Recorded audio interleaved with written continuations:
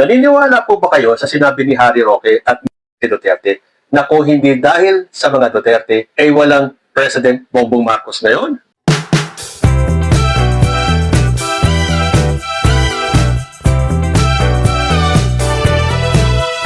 Tayo po ay pinuputakti ng mga survey firms na alam naman natin na mga maka-Duterte na kailangan nilang pabanguhin ang ratings ni Sara Duterte dahil malapit na po ang katapusan ni Sara Duterte. Dahil malapit na po ang impeachment niya sa House, may mga kaso siya sa Ombudsman, at may posibilidad na siya ay masangkot sa ICC. Dahil kung tatandaan po natin, si Las Cañas na dating DDS ay nagpadala ng kanyang affidavit sa ICC para patunayan na may kaugnayan si Sara Duterte sa AJK. So para luminis ang tingin ng tao kay Sara Duterte, kailangan nilang maglabas ng mga survey na nagsasabing nilampaso ni Sara Duterte si President Bongbong Marcos sa rating. Paano nangyari yun? Wala na ang ginagawa itong VP natin, panay nasa abroad eh. Tapos sasabihin nyo yung performance and trust rating. Anong performance? Anong tiwala ang pinagsasabi nyo dyan? Kayo na lang ang magbolahan. So, kung may mga survey na naglalabas na mataas si Sara Duterte, abay maglabas din tayo ng survey kung saan si President Bongbong Marcos ang nangunguna. Sabi po dito, Pangulong Marcos tinalo si VP Sara sa inilabas na survey results ng bagong Pilipinas Chronicles.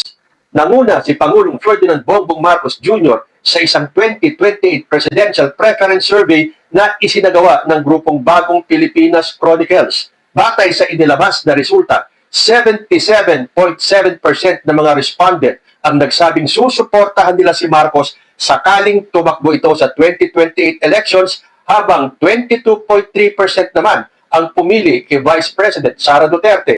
Ayon sa grupo, ipinapakita umano ng survey ang patuloy na kumpiyansa ng publiko sa pamumuno ni Marcos at sa advokasiyang Bagong Pilipinas. Gayunpaman, sa ilalim ng 1987 Constitution, ang isang Pangulo ay maaari lamang magsilbi ng isang 6 na taong termino at hindi maaaring muling tumakbo para sa parehong posisyon. Kaya yung mga nagsasabi dyan na kung magkakaroon daw ng snap elections ngayon mananalo daw si Sara Duterte, tigilan nyo nga kami, sino maniniwala sa inyo? Sa bagay, again, kanya-kanya po yan eh. Siyempre, yung mga DDS maniniwala sa mga survey na mataas si Sara Duterte. At siyempre tayo mga loyalista, maniniwala na nangunguna si Pangulong Bongbong Marcos. Kung tatakbo siya muli sa pagkapangulo sa 2028, sure win, panalo siya. Ang problema, hindi po yan pinapayagan sa ating saligang batas. Pero ito po ang magpapatunay na hindi si Sara Duterte ang nangunguna. Well, siguro kung sinasabi nilang sa 2028, nangunguna siya sa listahan o sa presidential preference. Uy, pero may nakita po akong isang survey Sino ang inyong iboboto sa pagkapangulo? And at 35%, nanguna po si Leni Robredo. Pumangalawa lamang si Sara Duterte with 25%. Pangatlo, si Raffy Tulfo with 15%. Risa Hontiveros at 8%. And Bongo at 6%. Yan ay kung tatakbo si Leni Robredo. Pero sa tingin niyo, kung ito mga ito ang magtutunggali sa 2028, sino sa tingin niyo ang mananalo? Leni Robredo ba o Sara Duterte? Pero tandaan po natin wala pa po ditong kandidato si President Bongbong Marcos. So hintayin po natin kapag nagpahayag na lahat ng gustong tumakbo sa 2028. Pero sad to say mga DDS, Sara Duterte will never be President of the Philippines. So paano kaya yan? Meron po kasi pinalalabas na post itong mga DDS. Sabi nila, ito ang posibleng pambato ng DDS sa darating na 2028 presidential at local election. At ang sabi pa rito, ang tunay na pag-asa ng Pilipinas nandito na. Sara Duterte for President and Rodante Marcoleta as Vice President. Naku, ano naman si Marcoleta? Yung 2000 na kanyang ipinangako nung election campaign, wala namang nangyari. Tapos tatakbo siyang Vice President. Tandaan ni Marcoleta na maraming Pilipino ang hindi pro-China. Yun ang ikatatalo ng mga DDS candidates. Dahil alam na alam natin na sila ay mga pro-China. Ang Pilipino po, majority ay pro-Philippines. So tingnan natin kung ano magagawa ni Marcoleta kapag siya ay tumakbong Vice President. Pero siguro dapat tuparin niya muna yung 2000 na yun para bumalik ang tiwala ng taong bayan sa kanya. Pero kung tatakbo si Marcoleta bilang Vice President ni Sara Duterte, paano naman si Robin Padilla? Dahil iminungkahi ni dating COMELEC Commissioner Atty. Rowena Guanzon na tumakbo bilang Vice Presidente si Senador Robin Padilla sa halalan 2028 bilang katambal ni Vice President Sara Duterte. Ang pahayag na ito ay lumabas matapos ibahagi ng asawa ng senador na si Mariel Rodriguez na tila ayaw na umano nitong tumakbong muli dahil sa mabagal na proseso at madalas na bangayan sa Senado. Pero ayon kay Guanzon, maaaring maging malakas ang tambalan dahil may suporta si VP Sara sa Visayas at Mindanao habang kilala naman si Padilla sa Luzon at Mindanao. Nagpasalamat naman si Padilla sa pagkilala sa kanyang kakayahan bilang public servant sa kabila ng naunang pahayag ng kanyang pamilya tungkol sa posibilidad na paglayo niya sa politika. Sabi sa inyo gimmick lang ni Mariel Padilla yung sinasabing hindi natatakbong muli si Robin Padilla sa 2028. At di ba sinabi pa ni Mariel Padilla na hindi natin deserve si Robin Padilla. Yung pagka-public servant ni Robin Padilla, hindi daw natin deserve yung ganong klaseng senador. Tama naman talaga si Mariel Padilla. Hindi natin deserve ang isang Robin Padilla. Ang problema kasi sa inyo, kayo ang bumoto kay Robin Padilla. Dahil ako, umpisa pa lang, wala na akong tiwala kay Robin Padilla. At nanalo lang si Robin Padilla dahil kay President Bongbong Marcos. Kung di siya sumama sa unity team, wala akong pag-asang manalo si Robin. So paano kaya yan? Sino ang tatakbong Vice President ni Sara Duterte? Si Marcoleta? Si Padilla? Paano naman si Amy Marcos? At paano naman mananalo si Sara Duterte? Kayo-kayo na naman sa social media ang nagsasabing malakas si Sara Duterte. Sa mga rally nga hindi nyo mapuno-puno ang EDSA. Ganun bang sasabihin yung malakas si Sara Duterte? Ilang beses na bang nagtawag ng people power ang mga DDS? Nagtagumpay ba kayo? Ilang beses nang nagtawag si Chavit Singson ng rally? Hindi nga ba't nakikisingit pa si Chavit Singson sa rally ng INC para manawagan na Marcos resign? Ano ang nangyari dun sa one-time, big-time rally niya? Wala. Hindi ba't sumingit lang din siya sa rally ni Mike Defensor na nagsabing pabababahin nila si President Bongbong Marcos sa pwesto? Ang tagal nang lumipas doon. Nagrally si Mike Defensor. Sumama ba ang taong bayan? Hindi. So wala rin nangyari sa panawagan ni Chavit Singson. Ngayon, nakahanap na naman ng pagkakataon si Chavit Singson para makisali na naman sa isang rally. At yan po ay ang gaganapin na rally sa February 25 ng trillion peso march. Yan sabi dito sa balita, makikihalo si Chavit sa anibersaryo ng EDSA para hindi mapahiya na wala na siyang lakas pang manawagan sa tao sa kanyang personal na agenda.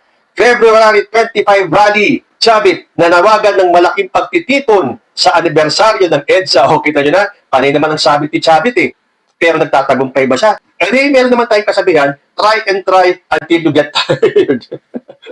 Hanggang mapagod si Chavit Singson kakarally, kakapanawagan ng rally. Pabayaan po natin siya. Pero yung try and try until you succeed, yung succeed, never po niyang makakamtan. Sabi pa dito, nanawagan si dating Ilocos Sur Governor Chavit Singson ng isang malaking rally sa darating February 25, kasabay ng anibersaryo ng EDSA People Power Revolution.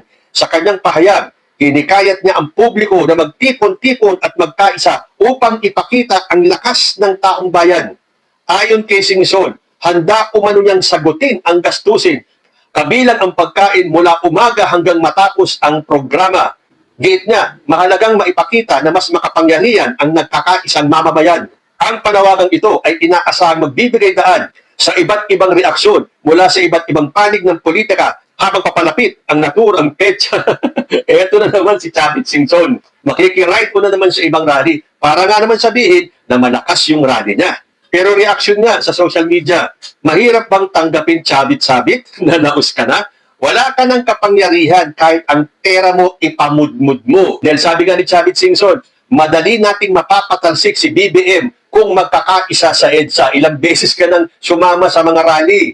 Sa INC, sa Trillion Peso March, sa rally ni Mike Defensor. Ngayon, nakikisabit ka na naman sa Trillion Peso March. Tapos sasabihin mo, ang daming tao na pinakinggan ka ng taong bayan. Sabit ka nga lang doon So kung sinasabi mong magkaisa lang sa EDSA, hindi naman sila sa'yo nakikipagkaisa Ito mga nagrarally nito ay para sa taong bayan, para sa korupsyon na nagaganap sa Pilipinas. Na kung hindi isiniwalat ni President Bongbong Marcos, walang mga ganyang rally ang lalabas. Dahil alam ng tao ang agenda ninyo. Gusto nyong agawin yung kredito na kayo ang nakadiskubre ng korupsyon sa DPWH dyan sa flood control na yan. Hindi nga ba't nagyabang pa si Chavit Singson? Sabi niya, ikukulong ko ang mga magnanakaw sa flood control. Kahit sino pa.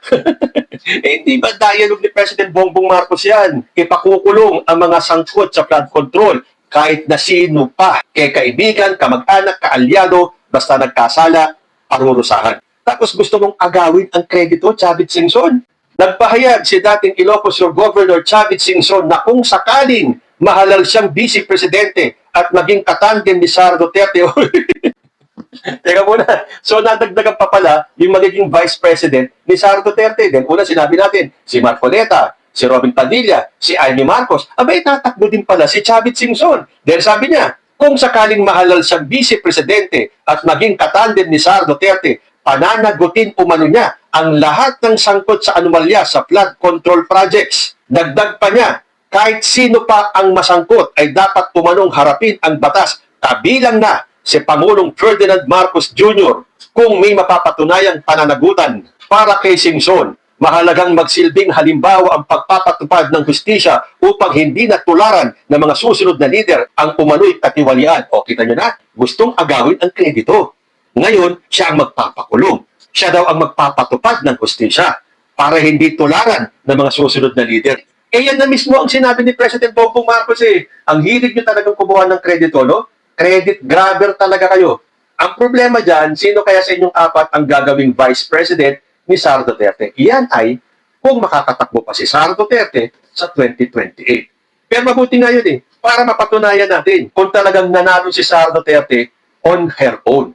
At wala daw Bongbong Marcos ngayon na presidente kung hindi dahil sa mga Duterte. Dahil ang sabi ni Harry Roque, excuse po, kung hindi dahil kay VP Sara, hindi siya naging presidente. Bagat naman si Duterte. Kung walang Duterte, wala ring Marcos. Tama ba ako? Teka muna, hindi nga kilala si Rodrigo Duterte dito nung hindi pa siya tumatakbong presidente noong 2016 eh.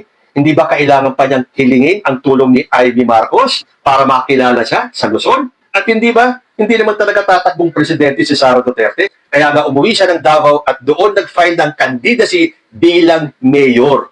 Dahil lumalabas sa mga survey doon na nawala ang pangalan ni Sara Duterte sa mga presidential at nanguna ang pangalan ni Bongbong Marcos sa mga survey. Kaya hindi na siya tumakbong presidente. Dahil alam niya, she doesn't stand a chance against Bongbong Marcos.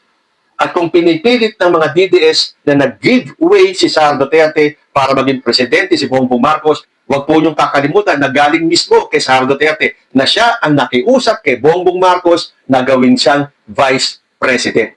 At kung ang ipanglalaban ninyo ay bakit mas mataas ang resulta ng boto ni Sara Duterte noong 2022, siya ay 32 million, si Bongbong Marcos 31 million, eh alam naman natin eh, mas maraming bumotong loyalista kay Sara Duterte dahil nga, sabi ni President Bongbong Marcos, unity. Sa totoo lang, kung nakita nyo at napanood ang mga rally ng unity noon, hindi ba't kada rally, mas majority ng mga nandoon ay nakapula at kakaunti lang ang nakaberde? Nagpapatunay na dinala lang ng mga loyalista si Sara Duterte. At bakit mas mataas siya? Hindi nga ba't ipinapartner pa nila si Sara Duterte sa ibang mga presidential noon? At hindi ba, umpisa pa lang ng kampanya, naninira na si Digong at sinasabing meron tayong presidential na nagkokokay? So, paano yung sasabihin na si Sara Duterte ang nagpanalo kay Bongbong Marcos samantalang umpisa pa lang sinisiraan na ng pamilya Duterte led by the father, si Bongbong Marcos na tumatakbong presidente? At kung totoong si Sara Duterte o ang mga Duterte ang nagpanalo kay Bongbong Marcos, bakit hanggang ngayon hindi nyo pa napapatalsik si Bongbong Marcos sa pwesto? Dahil kung talagang malakas si Sara Duterte, matagal nyo nang napuno ang EDSA at sa pilitan na pababain si Marcos sa kanyang pwesto. Ano nangyari?